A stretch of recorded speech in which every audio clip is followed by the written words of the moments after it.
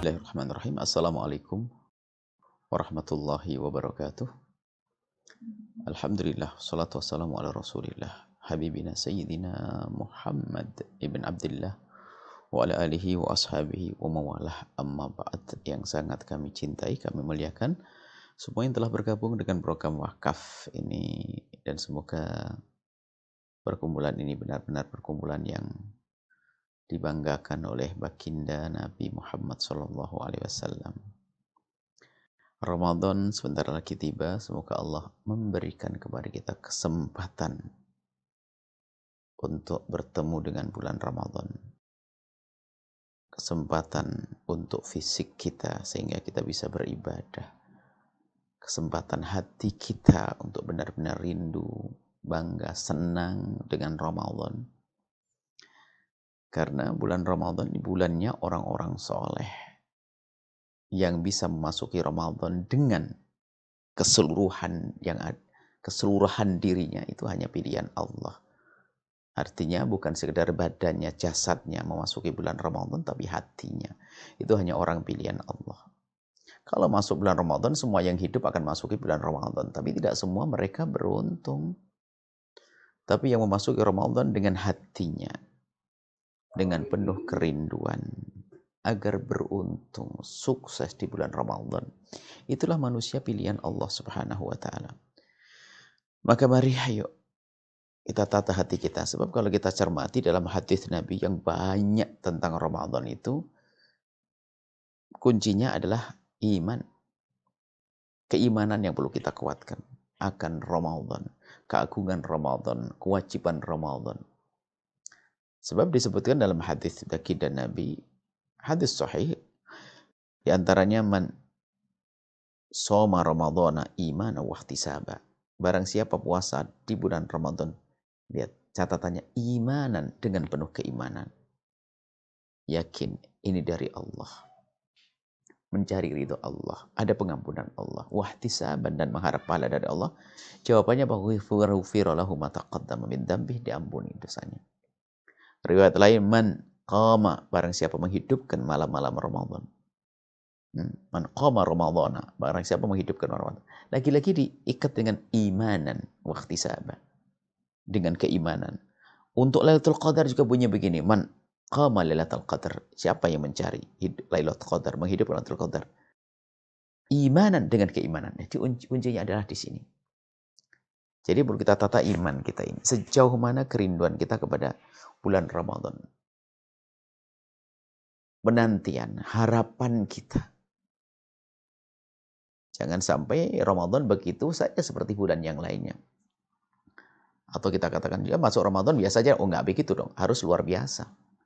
Itu akan harus kita membuat luar biasa di mata zahir kita dan mata batin kita. Mata zahir bagaimana? Kita siapkan semuanya. Ramadan, ayo.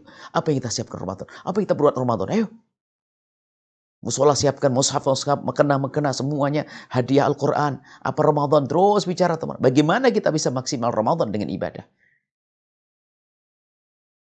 Di mata kita, di batin kita. Rindu Ramadan, bangga. Terlintas di benak, di hati, oh indahnya sholat tarawih, membaca Al-Quran, oh mendapatkan ridho Allah terus. Ini yang harus kita hadirkan. Itu sebenarnya persiapan yang sesungguhnya. Hati. Kalau orang meyakini betul tentang agungnya Ramadan dan begitu besarnya pahala yang Allah siapkan bagi yang menghidupkan Ramadan dengan ibadah dan pengampunan Allah yang Allah berikan kepada siapapun yang peduli dengan Ramadan, niscaya tidak ada satupun dari kita yang enggak memperhatikan Ramadan. Cuman permasalahan kita itu lalai. Lalai itu berangkat dari kurang iman, kurang yakin tentang agungnya Ramadan. Mari kita pandang Ramadan dengan mata zahir kita. Bahasanya ini adalah bulan mulia. Dengan persiapan, perilaku zahir kita. Senang dengan Ramadan. Ada namanya tarhib Ramadan dengan jasad kita. Tapi lebih dari itu ya hati kita. Kalau ternyata hati kita belum rindu, itu kropos, hati-hati. Iman berkurang. Maka dari itu ayo kita banyak istighfar. Astaghfirullahaladzim. Ya Allah, kenapa aku belum senang dengan Ramadan? Belum gembira dengan Ramadan, ya Allah. Belum bangga dengan Ramadan. Ampuni kami, ya Allah. Astaghfirullahaladzim. Astaghfirullahaladzim. Inilah. Kemudian kita harus sambut Ramadan dengan jasad, dengan zahir kita. Tadi perilaku zahir. Persiapan-persiapan. Nah, kemudian nanti setelah masuk di bulan Ramadan, ini kan perlu bukti dari apa yang selama ini coba kita hadirkan. Anggap saat ini kita menyambut Ramadan. Topiknya pun menyambut Ramadan agar kita sukses di bulan Ramadan. Itu kan yang ada pada hati kita atau yang kita coba tampakkan dalam dohir kita sebelum masuk ke bulan Ramadan kan. Sekarang, nanti kalau sudah masuk Ramadan, buktikan kalau yang kita rencanakan itu benar dan serius. Bukan basa-basi. Bukan hanya ikut ramenya orang adakan tarhib Ramadan, menyambut Ramadan. Tidak, saya harus buktikan Ramadan. Apa yang bisa kita buat di Ramadan? Hari dilipat gandakan pahala oleh Allah. Sedekah tidak tentu, yang namanya sedekah tidak perlu nunggu Ramadan. Kalau ngelihat saudara kita perlu bantuan hari ini, bantu hari ini lebih bagus. Kalau kita bersedekah hari ini, berbuat baik hari ini, jauh ini lebih bagus daripada Ramadan nanti. Karena menunda ini menjadi tidak baik. Nah ini. Jadi ada sebagian, ada orang salah kaprah. Jadi nggak mau sedekah, ditahan sedekahnya, ditunggu Ramadan. Oh nggak begitu. Nah, nggak begitu. Nah, adapun bulan Ramadan nanti perbandingannya adalah kalau seandainya itu bukan Ramadan, bukan dibanding dengan yang lainnya. Ramadan adalah dilipat gandakan pahala. Maka karena sudah dilipat pahala, jangan nunda. Jauh dibanding dengan Syawal nanti, nggak ada apa-apanya. Tapi hari ini nggak bisa dikalahkan Ramadan nanti. Sebab nanti belum tentu untuk kita. Ingin berbuat baik hari ini. Sedekah fakir miskin, yatim piatu, ingin bangun saudara, bantu saudara. Bahkan jauh lebih bagus daripada kita tunda nanti. Mungkin ada orang fakir kiri kanan kita, aku jamin kehidupan. Ini, beras aku siapkan, lauk aku siapkan, semuanya aku siapkan. Ya nak, ya wahai tetanggaku, yang penting kamu konsen ibadah. Allah, indah. Sebelum Ramadan kita sebut. Kita siapkan. Untuk tetangga, untuk sanak kerabat dan saudara. Ini jauh lebih bagus daripada nunggu Ramadan nanti. Ini sebagian orang salah paham sedekah karena mengerti begitu agungnya sedekah Ramadan, ibadah Ramadan. Nunggu nanti. Sekarang kita bersedekah nanti malah babnya, judulnya beda nanti. Baik. Kemudian mulai kita hari ini, ayo kita bisa berbuat baik dengan apa? Lesan kita, zikir kita perbanyak. Ada lagi, harta kita. Apalagi di bab wakaf ini, grup wakaf ini. Jangan nunggu Ramadan. Ramadan nanti rezeki yang baru lagi dari Allah. Bahkan mungkin kita begini. Sehingga kalau kita ingin berbuat baik itu mintalah bantuan kepada Allah dengan banyak berderma, bersedekah. Sehingga dulu para ulama. Dan hendaknya kita hari ini pun juga seperti itu. Mereka tuh kalau mau belajar, mau mondok, mau ngaji, itu membawa rezeki diampirkan ke masjid, musola, fakir miskin. Ibaratnya pondok gitu loh. Sebelum berangkat. Agar dapat ilmu yang manfaat. Jadi kalau ingin berbuat baik itu didahului dengan berderma. Maka kami ingatkan kepada semuanya dari kita ini. Dan itu diamalkan oleh orang-orang yang kita kenal, orang-orang baik. Semoga anak kita sehat semuanya. Kalau siapapun yang ada anaknya sakit, sebelum ke rumah sakit, jangan mengandalkan tentang hebatnya seorang dokter. Oh tidak, andalkan Allah. Jadi biasakan. Kalau kita mau berobat, maka dahulukan sedekah dan infak. Kan Nabi yang menyebutkan, Da'u mardakum bisadaqati. Kalau pengen ngobati dengan sedekah sebelum ke medis. Bahkan mungkin yang kita sedekahkan lebih banyak daripada yang akan medis. Mungkin dokter 300.000, tapi sedekah kita lebih dari itu. Artinya bisa dengan ini semuanya. Yang semula mungkin sakitnya akan begini-begini. Cuman karena kita sudah sedekah dengan akan tertolak. Ini cara yang sering dilupakan. Sebelum berangkat ke rumah sakit sudah sedekah. Berbuat baik. Nabi yang ajarkan itu semuanya. Semuanya. Khususnya untuk orang-orang yang sangat membutuhkan. Atau untuk apa saja. Termasuk pondok pesantren dan sebagainya. Nah ini persiapan kita itu diantaranya. Saat ini yuk berbuat baik yang banyak. Diniatkan. Saya berbuat baik saat ini demi agar Allah memberikan pertolongan kepadaku di Ramadan nanti. Kalau sudah ditolong oleh Allah nggak susah. Tarawih kok gampang banget ya. Baca Quran kok enteng banget ya. Puasa kok gampang banget ya. Bahkan lebih dari itu sedekah kok juga gampang banget nih. Nah ini seperti itu. Maka yuk kita semuanya memulai saat ini. Tentunya ada yang harus kita siapkan hati kita. Kita harus berdamai dengan saudara-saudara kita. Hilangkan dengki, benci, dendam yang merepotkan kita. Yang menghabiskan pahala ibadah. Yang menjadikan sebab Allah tidak ngampuni kita. Kalau punya musuhan dengan saudara. Rebutan waris. Goodbye semuanya itu. Ayo. Jadi intinya, mari kita mempersiapkan Ramadan ini agar sukses kita. Yuk kita mulai kebaikan sampai hari ini. Kalau Anda ingin berderma, sebelum Anda berderma ke Al-Bahjah, karena dakwah tidak boleh egois atau dakwah itu hanya untuk memupuk kesombongan. Sebelum Anda berderma ke Al-Bahjah untuk wakaf bersama kami, tolong pandang sanak kerabat Anda. Pandang sanak kerabat Anda. Jangan sampai Anda berbuat baik ke Al-Bahjah dengan hawa nafsu. Lihat mereka. Jika mereka perlu bantuan, datangi mereka. Berdermalah kepada mereka. Apa yang mereka butuhkan? Datangi mereka. Khususnya mereka yang kurang baik akhlaknya dengan Anda. Baru setelah itu, karena ini terpenting bagi Anda, silaturahmi, pahalanya dong. Pastikan kalau Anda pengen selamat.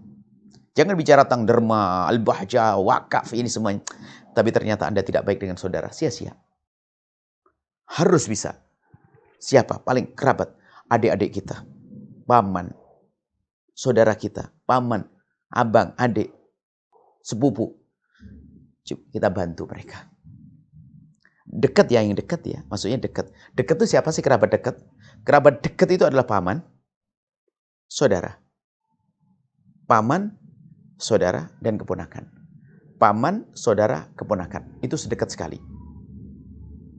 Paman itu bibi juga. Paman, bibi, saudara, keponakan. Jadi 3 tingkat itu. Itu utamakan itu semuanya. Dahulukan mereka. Baru setelah itu kami ajak. Kami ajak di Ramadan ini. Mumpung pahala dilipat gandakan. Ramadan nanti Anda cicil. Anda bisa buat apa dengan kami? Gedung-gedung megah kita bangun. Ayo. Jangan ragu, Allah Maha Kaya. Termasuk di antaranya program memuliakan santri. Mungkin nanti diinformasikan. Kita ingin mengajak program memuliakan santri. Berapa ribu santri Al-Bahjah ini akan kita serukan kepada siapa yang bergabung spesial Ramadan muliakan mereka. 1 orang bisa mengambil 10 orang. Memuliakan santri agar mereka makan enak di bulan Ramadan. Tapi ingat catatannya adalah jangan dengan hawa nafsu. Selesaikan urusan dengan kerabat Anda. Itu saja. Kami takut zalim.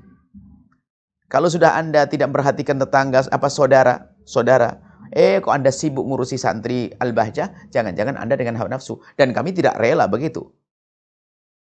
Kami bukan menginginkan harta Anda, kami menginginkan Anda itu selamat masuk surga. Itu yang kami inginkan. Hanya kebetulan kita buat program saja, proyek pondok, ayo lewatkan harta Anda ke tempat ini. Kalau ada tempat yang istimewa, ayo silakan. Khususnya kerabat, sanak, dan saudara tadi. Itu yang perlu kami hadirkan, insya Allah. Setelah itu ayo kita berjuang di sini. Besar, gencarkan program wakaf. Dan tahu ya akadnya wakaf di sini bukan Anda tidak bisa wakaf duit, nggak begitu, nggak sah. Bukan wakaf duit. Anda menyetorkan kepada kami, mewakilkan kami akan membeli tanah wakaf. Dan tolong tanah wakaf ini masih ada kurang lebih ada 2 atau 3 miliar belum beres ini tanah wakaf dan apa yang di atasnya.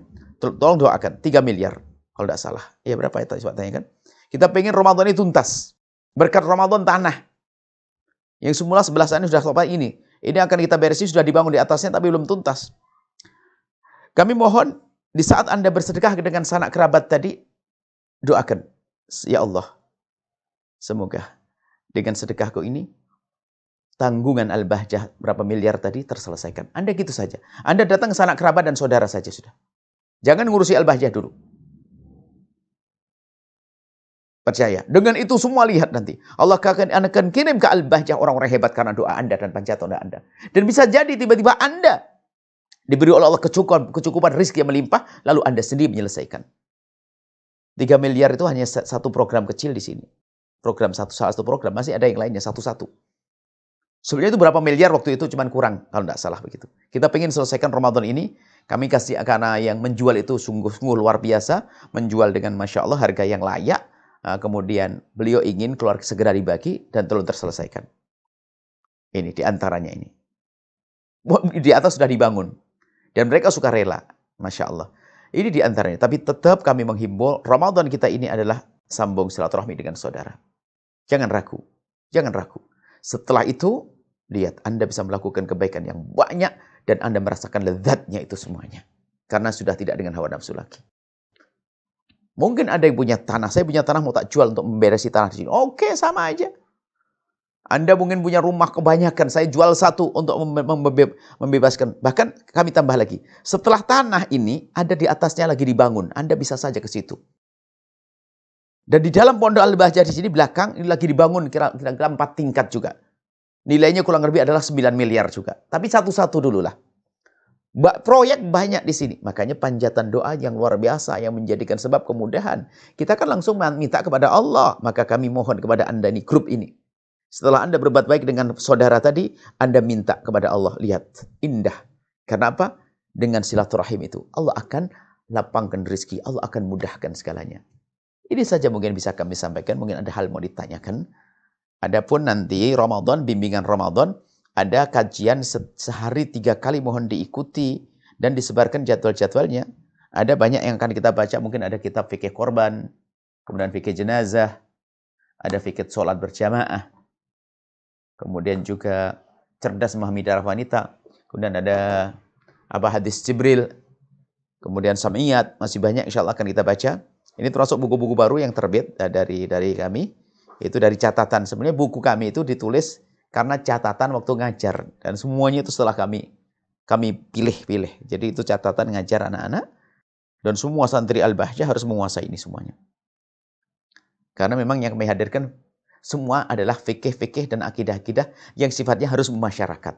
Kita tidak bicara yang aneh-aneh. Pokoknya yang masyarakatnya harus. Artinya kalau seandainya mereka itu memahami ini semua, kitab-kitab yang kami hadirkan, di masyarakat dia insya Allah termasuk orang yang lebih tahulah. Karena tentang wudhu, tentang sholat ini, tentang sholat berjamaah, tentang kurban, tentang ini. Kalau dikuasai buku ini, ibaratnya kalau kata guru Habib Asad Bahrun, itu bisa menjadi ya kiai kampung lah yang layak untuk jadikan referensi, karena menguasai ini. Tapi syaratnya menguasai. Dan kitabnya kecil-kecil bisa dibaca. Banyak kita tulis bahasa Indonesia. Dan memang ada beberapa bahasa Arabnya. Ada Ramadhaniyat bahasa Arab nanti. Manhajut Ta'amul bahasa Arab. Kemudian ada banyak berbahasa Arab. Bahasa Arab mungkin ada kelas yang ngerti bahasa Arab nanti. Anak-anak besar insyaAllah. Baik. Ini yang bisa kami sampaikan. Ayo semangat, semangat, semangat. Allah alam bisawab. Baik, alhamdulillah. Syukran jazakumullah ya atas nasihat dan juga ilmu yang disampaikan kepada kami semuanya. Mudah-mudahan kita semuanya bisa mempersiapkan Ramadan ini dengan sebaik-baiknya, dengan iman yang kuat tentunya. Amin ya rabbal alamin. Baik Bu, kami selanjutnya akan berikan kesempatan kepada para jamaah yang ikut pada malam hari ini. Tapi sebelum kami berikan kesempatan untuk penanya yang langsung, ada satu pertanyaan tertulis terlebih dahulu yang akan kami bacakan ya. Pertanyaannya seperti ini Bu ya. Assalamualaikum warahmatullahi wabarakatuh. Assalamualaikum. Salli wa sallim mubarak alaihi wa ala alihi wasahbihi.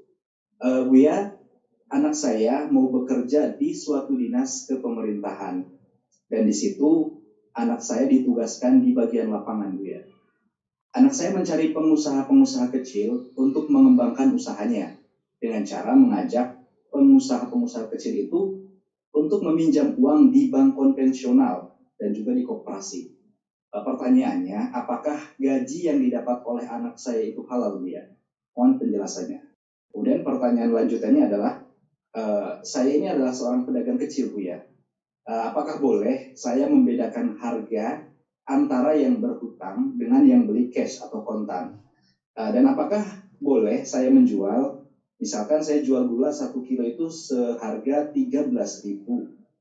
Tapi kalau saya jual setengah kilo, harganya jadi 7.000.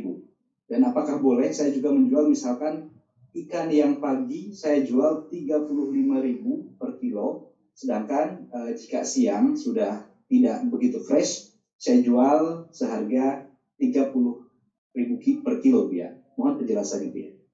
Baik, yang pertama, putra Anda bekerja, tapi mengajak orang untuk minjem di bank konvensional.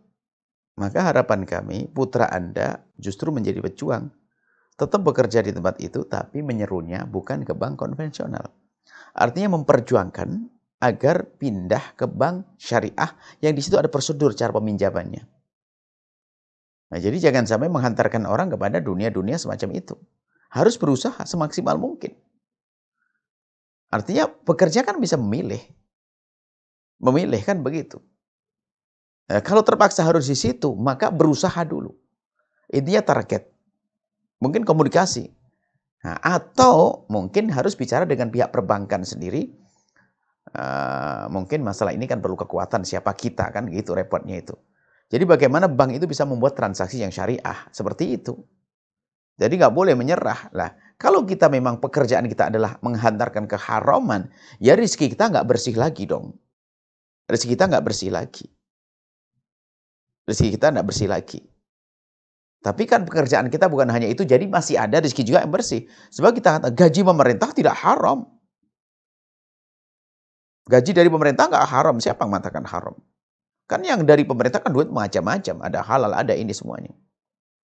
Nah, jadi gaji pemerintah tidak haram. Pun demikian, kita kalau bekerja pemerintah pun harus memilih pekerjaan yang pasti halal. Jangan ngambil bagian yang tidak baik dong. Yang tidak baik tetap saja bagi kita adalah kita menolong dalam ketidakbaikan. Dan ada hitungannya di hadapan Allah Subhanahu wa taala. Tapi kalau kita berada di dalam ketidakbaikan, tapi sebetulnya kita ingin berusaha, ya maka sebetulnya kita ingin mengentaskan mereka dari riba, yaitu dapat pahala. Sudah, biar saya akan kerja sini, tapi saya akan perjuangkan. Lalu diskusi kepada atasan, gimana kalau dialahkan ke bank syariah dan sebagainya atau bagaimana. Maka Anda termasuk orang yang telah berusaha mengentaskan mereka dan itu dapat pahala Anda. Baik, adapun yang kedua adalah jika ada orang membedakan antara pembeli yang membelinya kontan dan yang membelinya pakai ngutang dengan beda harga sah, nggak ada masalah. Nggak ada masalah. Jangankan kok antara yang ngutang sama yang kontan. Bahkan sama-sama kontan Anda bisa bedakan kok. Contoh ini orang beli beras kepada Anda kasih 12.000, memang harganya 12.000. Tapi tak taunya berikutnya Anda kasih 8.000 sah kok. Nah, kenapa kok 8.000? Terus suka-suka Anda. Bisa jadi Anda karena ingin sedekah sembunyi. Mungkin Anda lihat orang fakir, Anda turunkan. Sah. Itu luar biasa dalam irama tolong-menolong. Standarnya memang 12.000 per kilo. Cuma ini kayaknya orang, subhanallah, saya tahu dia. Tetangga saya yang dia kurang mampu. Kelihatannya mau beli belas saja mulai tadi bolak-balik ngitung uang bolak-balik. Dimasukkan lagi, keluar lagi. Sudah saya turunkan harganya. Oh, luar biasa, Anda istimewa. Hal yang baik yang demikian itu. Baik. Kemudian juga termasuk merubah-rubah harga ikan. Pagi fresh 35.000, agak siang 30.000, sah-sah saja. Nah, sah-sah saja, nggak ada masalah. Yang penting waktu menjual yang paling tinggi harganya harga normal, harga pasar, bukan menipu. Kalau masalah menurunkan itu adalah, ya itu kedermawanan Anda. Yang penting harga standar 35.000 ikan umumnya. Lalu Anda jual 5.000 juga sah kok. Jual sah aja, nggak ada masalah. Justru itu bagus, Anda menurunkan. Sebab kalau menurunkan sebetulnya Anda yang terkurangi rezeki Anda secara dohir, biarpun pada hakikatnya agak berkurang di hadapan Allah Subhanahu wa taala. Jadi boleh nggak apa-apa semacam itu. Tadi yang ngutang, yang bayar kalau ini saya jual kalau kontan harganya begini. Kalau bayarnya nanti begini, oh sah-sah saja. Ya, sah-sah saja. Tapi ingat, kalau menjual yang tidak kontan itu asalkan jangan emas dan perak. Kalau beras boleh, ikan boleh, bayarnya nanti.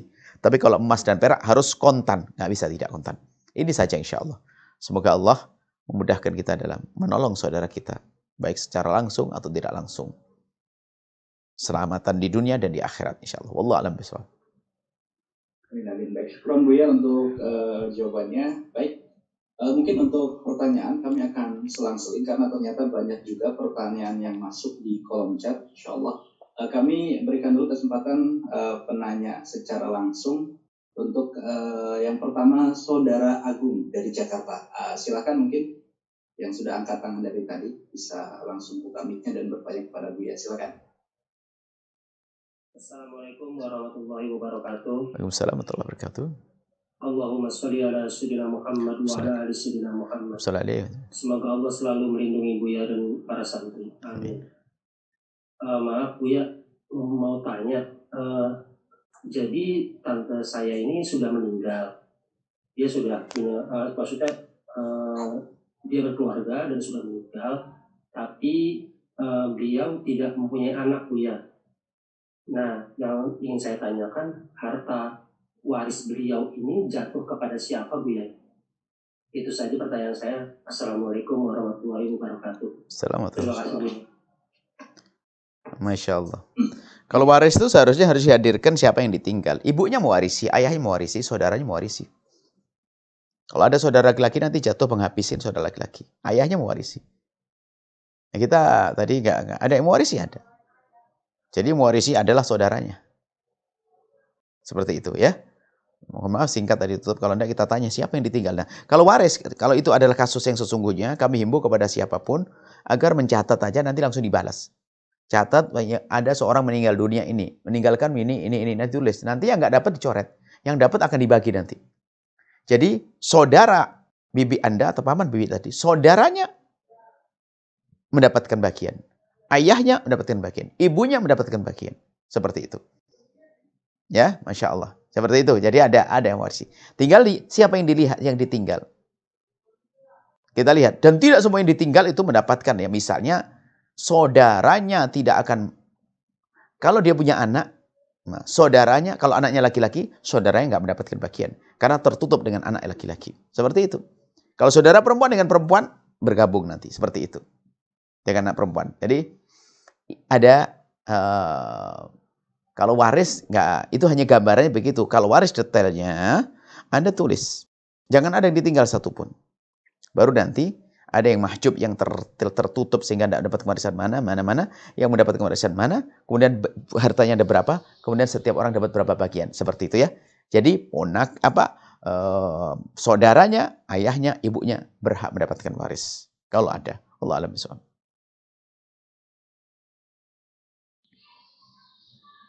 Syukran Buya untuk jawabannya. Kami berikan kembali kesempatan untuk dari jamaah akhwat ya. Jamaah akhwat, silakan saudari Jenny bisa langsung bertanya kepada Buya, silakan. Assalamualaikum warahmatullahi wabarakatuh. Assalamualaikum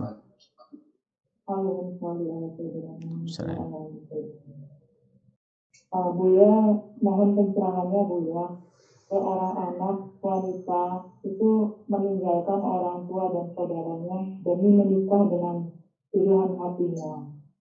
Orang tuanya tidak setuju karena awalnya anak tersebut tuh kos, dia mau kuliah. Tapi ternyata dari jalan berapa bulan, kemudian akhirnya anak itu pergi meninggalkan orang tua dan keluarganya begitu aja. Singkat cerita, beberapa tahun kemudian, anak tersebut berusaha untuk menyambung kembali tali silaturahmi yang selama itu terputus dengan orang tua dan saudaranya. Pihak orang tua, khususnya ayah, itu sepertinya masih belum ridho. Jadi sang ayah itu berkata, kalau dia mau pulang, pulanglah, tapi pulang sendiri, jangan dengan laki-laki itu. Nah, sementara kan anak itu udah berkeluarga, udah punya anak. Itu seharusnya bagaimana ya Bu ya harus bersikap? Kalau sang ibu sendiri sih, sang ibu ya udahlah, mungkin ini udah takdir, ya udah ayo kita terima, kita perbaiki aja. Untuk hubungan yang selama ini tidak baik, mungkin emang sebagai orang tua juga merasa salah gitu, mungkin salah dalam mendidiknya dan lain sebagainya gitu juga. Nah, menurut Buya sebaiknya tuh bagaimana ya sikap keluarga tersebut terhadap anak itu? Baik, bismillah. Yang pertama, hati-hati wahai anak. Jangan sampai gampang percaya dengan orang yang baru dikenal. Lalu menumpahkan cintanya kepadanya sampai menghilangkan cinta kepada orang tua. Ini bahaya sekali. Sampai ada orang begitu mudah meninggalkan orang tuanya demi yang dicintainya. Mestinya Kalau orang yang dicintai itu, pasti begini. Kalau ada seorang perempuan, Anda, laki-laki yang jomblo itu. Anda yang jomblo, kalau tiba-tiba ada perempuan, rela menikah dengan Anda. Rela menikah dengan Anda biarpun orang tuanya nggak setuju, dan pokoknya demi cinta. Hati-hati. Anda jangan mau dengan wanita tersebut. Kenapa? Ibu bapaknya yang sudah jelas jasanya saja ditinggal begitu saja. Anda yang baru kenal belum ada tampak jasanya, bisa saja Anda akan dibuang juga pada suatu ketika nanti. Karena dia tidak ngerti bekti. Itulah hati-hati. Sama, wahai anak gadisku yang jomblo yang bergabung di sini misalnya. Ada laki-laki yang pokoknya aku ngomong kepadamu, aku ingin nikah denganmu. Orang tua gimana? Gak penting, yang penting kan kita cinta. Kita bisa kawin lari dan sebagainya. Katailah, wahai anak gadisku, laki-laki itu bahaya untukmu. Bapak ibunya yang nyusui, menghedekkan saja ditinggal. Sudah jelas jasanya. Apalagi jasamu baru 1 tahun. Bisa saja jasamu juga akan tidak dianggap lalu ditinggal juga. Karena memang wataknya watak jelek. Ini satu. Kemudian yang kedua adalah, siapapun dari kita, jangan sampai kita berani melanggar orang tua. Hati-hati. Dosa di hadapan Allah dan tidak berkah hidup kita. Yang ketiga, kecuali orang tuanya orang tua adil. Nah ini, wahai orang tua, adil itu begini. Jika ada seorang tua yang melarang anaknya menikah dengan pasangan yang sudah sekufu, pangkatnya sama, artinya layak lah, pasangan yang layak, kok orang tua tidak mengizinkannya, memberikan pilihan juga enggak, pokoknya enggak mau, enggak boleh. Hati-hati, ini orang tua adil dan dosa. Maka seorang anak boleh meninggalkan orang tua, maksudnya menikah tanpa restu orang tua. Karena apa? Anaknya ngomong baik-baik, orang tua tidak mau mendengar. Namanya wali adil itu. Sebab kalau seorang anak berani ngomong tentang hajatnya, berarti sudah memuncak. Dan tolong wahai orang tua, jangan pandang anakmu selamanya sebagai anak, tapi pandang mereka sebagai wanita atau pria yang punya hajat pribadi, hajat khusus. Ini harus dipahami. Sebagian orang tua itu egois. Kamu belum kuliah, belum selesai. Ngapain nikah? Jangan. Oh, enggak begitu. Kalau memang dia sudah berani menghadap kepada kita, membincangkan tentang urusan pernikahan, berarti sudah hajatnya mendesak. Sebab kalau tidak akan sampai seperti itu. Atau paling tidak, dia anak yang takut kepada haram. Orang tuanya cuek. Orang tuanya bodoh. Enggak mau nak pokoknya. Kalau belum selesai kuliah, jangan nikah. Akhirnya sang anak pun diam. Melanjutkan kuliahnya. Betul, gelar sarjana ekonomi didapat. Tapi ada gelar yang disembunyikan. Gelar sarjana ekonomi plus pezina, na'udzubillah, gara-gara orang tuanya yang keras kepala. Orang tua keras kepala. Menjadikan anaknya terjerumus. Maka kalau orang tua seperti ini, seorang anak kawin, menikah, tanpa izin orang tua, sah. Kenapa? Ini menolong orang tuanya, daripada masuk zina. Tapi ingat, kalau memang orang tua adil, nggak mengizinkan nikah pun nggak ngasih jodoh. Pokoknya nggak mau, ini nggak benar orang tua begitu. Haram tuh, dosa. Adil namanya. Jangankan kalau anak perempuan yang dilarang ini. Sama, dia boleh keluar menikah dan hakim pun boleh menikahkannya. Karena orang tuanya tidak. Nah, kasusnya kami tidak tahu yang sesungguhnya. Apakah anak gadis tersebut sudah pernah ngadep ke orang tuanya ngomong baik-baik atau tidak? Allah alam, saya tidak tahu. Kalau belum, berarti dia salah. Harus segera minta maaf. Dan berusaha minta maaf. Dan berusaha minta maaf. Sampai kapan? Sampai dimaafkan. Dan tidak ada batasnya. Kalau memang ternyata menikah tanpa izin. Tapi kalau ternyata wanita tersebut sudah ngomong ke orang tuanya, atau orang tua yang tidak peduli dan sebagainya, maka anak gadis tersebut, wanita tersebut tidak dosa dalam pernikahannya. Lalu untuk kembali, ya tunggu saja waktu. Yang penting, siapapun dari Anda, wahai tadi anak wanita tadi, baik cara keluarmu itu dengan benar, karena orang tua melarang lalu kamu menikah, atau dengan cara yang salah, nggak ngomong diam-diam menikah, maka Anda tetap harus sambung kepada orang tua. Ibunda sudah bisa nerima, ayahanda belum, rayu sampai bisa. Temui sendiri, nggak dengan suami. Dekat dengan ayah, minta maaf, cium tangan, ngobrol, dan seterusnya. Hingga pada akhirnya ayahmu yang memanggil suamimu. Pulanglah wahai anakku, pulanglah wahai menantuku. Jangan pulang dulu, datang aja sering silaturahmi, kunjung bolak-balik, Masya Allah. Sering telepon, minta doa ke ayah dan sebagainya. Harus berusaha. Jika keluar Anda dengan cara yang salah, ini yang akan menjadi lebur dosa Anda. Nah, seperti itu ya. Harus berusaha, dan berusaha tidak ada kata capek, tidak boleh ada kata putus asa dalam berusaha untuk kembali pada orang tua. Orang tua. Ini bisa kami sampaikan. Wallahu a'lam bishawab. Baik, alhamdulillah, syukran Buya atas jawabannya. Baik, sebelum kami melanjutkan kembali pertanyaan dari sahabat-sahabat secara langsung, karena di kolom chat juga sudah banyak pertanyaan. Ini ada 2 pertanyaan yang mungkin akan kami himpun secara langsung ya, berkaitan dengan tadi nasihat Buya tentang bagaimana berbuat baik kepada saudara dan juga orang-orang terdekat. Jadi pertanyaan seperti ini Buya. Ketika kita ingin berbuat baik kepada orang tua, bersedekah kepada orang tua, tapi ternyata uang tersebut itu digunakan untuk hal yang tidak baik, misalkan judi togel dan lain sebagainya. Itu bagaimana Bu ya? Kemudian kita juga ingin bersedekah kepada saudara, tapi saudara kita ini tidak sholat Bu ya. Bagaimana itu Bu ya? Mohon penjelasannya. Baik, sedekah itu dengan cerdas dong. Pernah kita selalu semua tim yang biasanya menyalurkan bantuan. Kamu lihat. Kalau orang fakir datang minta bantuan apa? Tanyakan hajatnya apa. Biasanya hajatnya anak saya di rumah sakit begini-begini. Ya sudah, beresi saja urusan rumah sakitnya. Sebab kalau kita kasih duit orang ini, karena namanya orang fakir hajatnya banyak, duit nggak jadi obat. Separuh obatnya nggak sembuh nanti orang. Jadi kalau kita memberi itu disesuaikan. Misalnya bapaknya suka togel, na'udzubillah, suka judi. Makanya nolong orang tuanya tidak dengan uang dong. Bilang jamin kebutuhannya. Tunjuk warung mana. Kalau abah saya ngambil jatah makanan, silahkan. Gitu. Kita kebutuhannya, kesehatan dan sebagainya.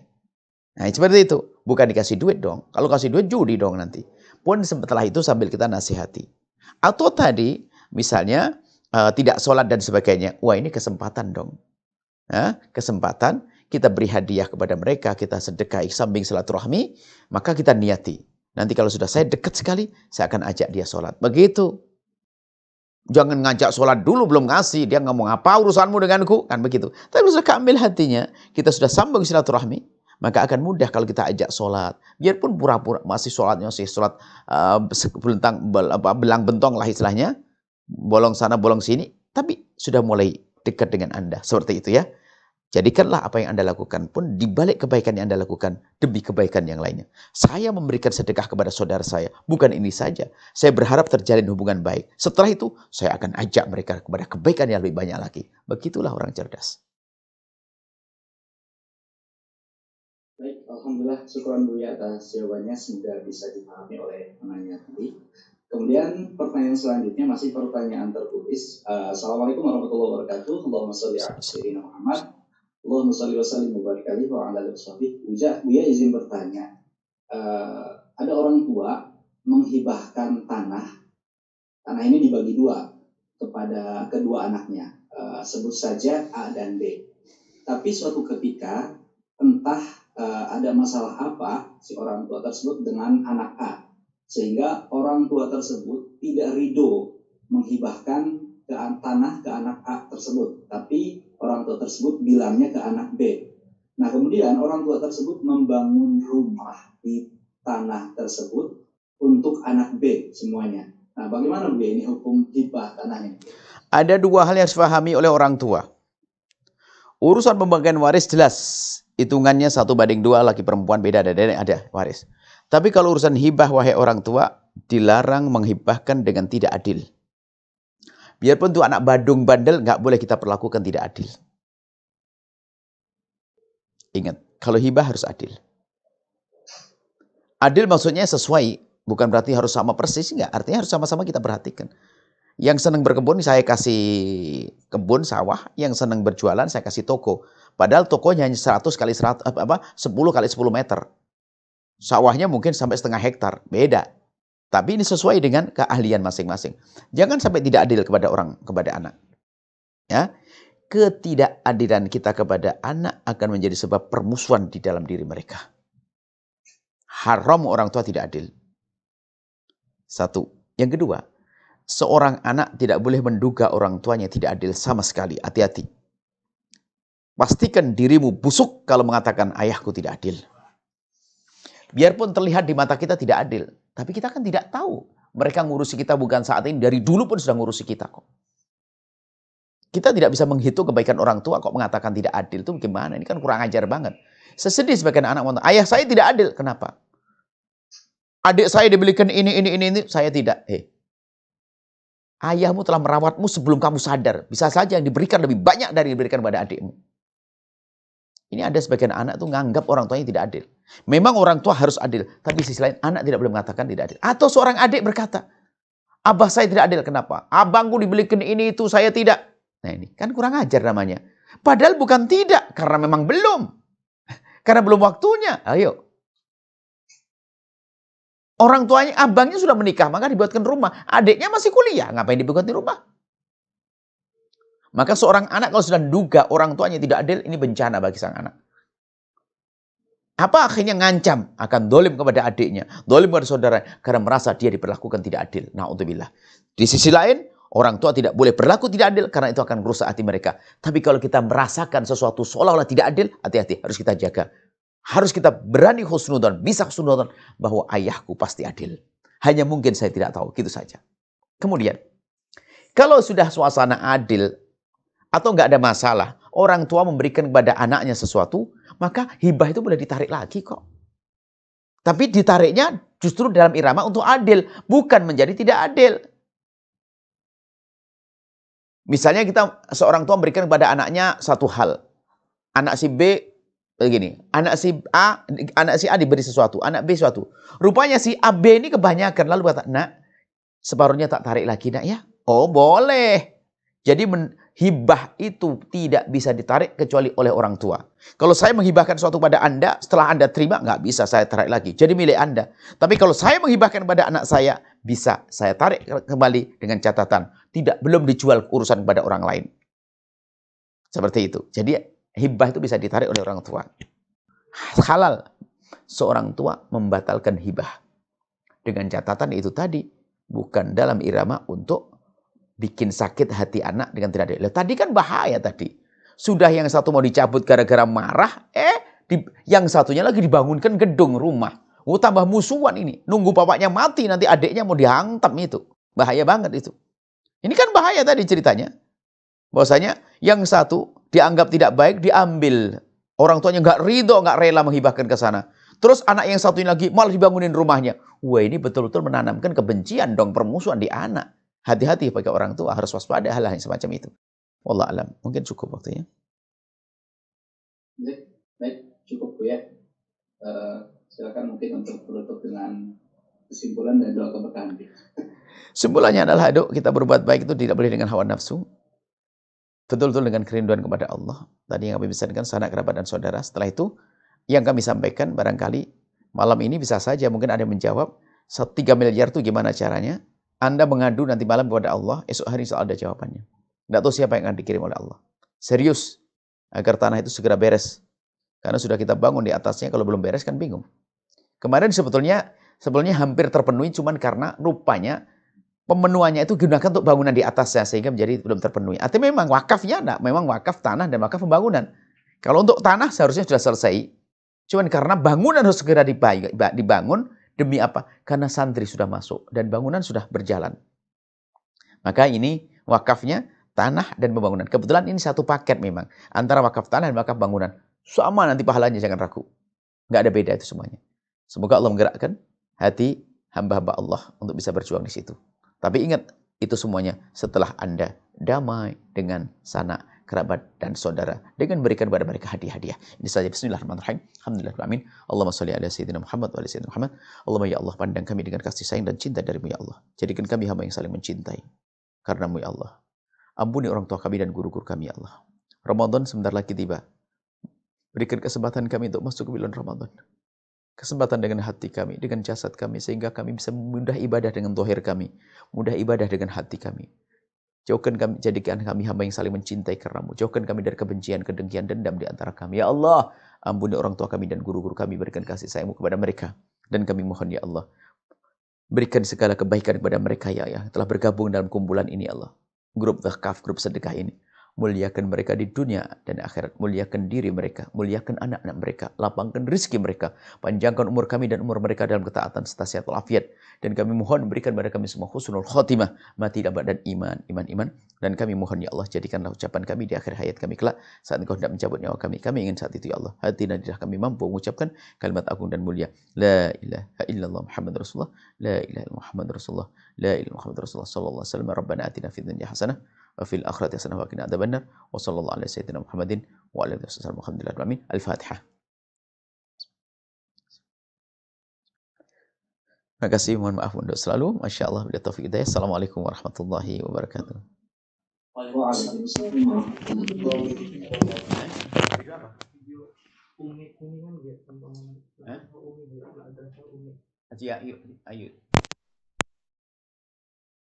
Setelah Anda menyaksikan video ini, jangan lupa berselawat kepada baginda Nabi Muhammad sallallahu alaihi wa alihi wa sahbihi wasallam.